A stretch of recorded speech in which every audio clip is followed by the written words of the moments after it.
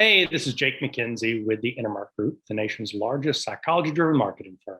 And this is the CMO Minute.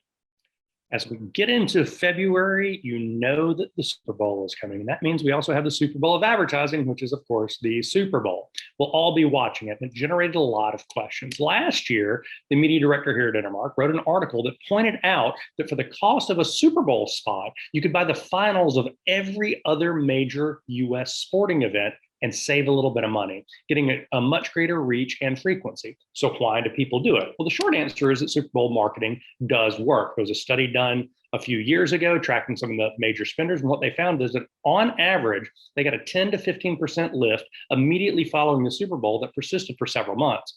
And caveat to this is if your competitor is also running in the Super Bowl, you can see a slight sales decrease because of the competitive pressure.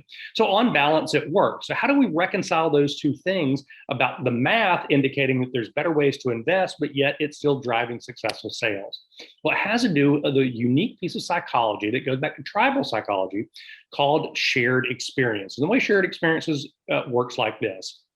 When you're watching something major like the Super Bowl, you're under the false perception that literally everybody is watching it along with you and they're seeing the same ads and processing it in the same way. And the effect this has is that you begin to think that you know what other people think.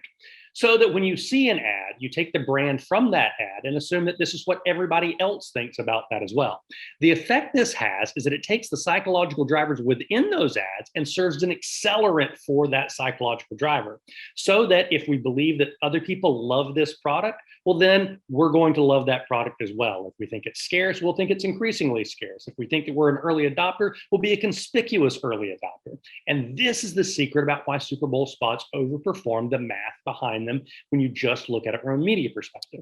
Now, shared experiences is a unique cultural driver that you can exploit in other areas, although the number of shared experiences we have available to us are decreasing over time with the proliferation of media outlets. But that doesn't mean it's not an important driver that we need to be thinking about when it comes to marketing. And we're going to discuss this in more depth at this week's blog at intermarkgroup.com/insights.